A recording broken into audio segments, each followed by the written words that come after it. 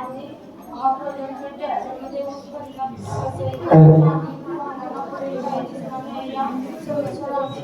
Project बनवला आहे. आणि या प्रोजेक्टमध्ये युवा सेन्सर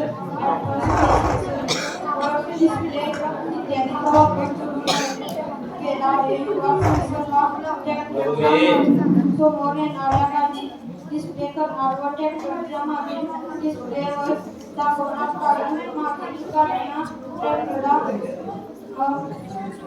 ओव्हरटेक करायचे असेल तर ट्रॅक्टरच्या मागील डिस्प्ले वर ती गाडी दिसणार. त्यामुळे ऍक्सिडेंट होण्याची शक्यता कमी असेल. मागील गाडी किती सेंटीमीटर अंतर आहे किंवा किती अंतर आहे पाठीवर डिस्प्ले झालेला आहे. ट्रॅक्टरच्या समोर किती अंतर आहे की पाठीवर काढलेला आहे.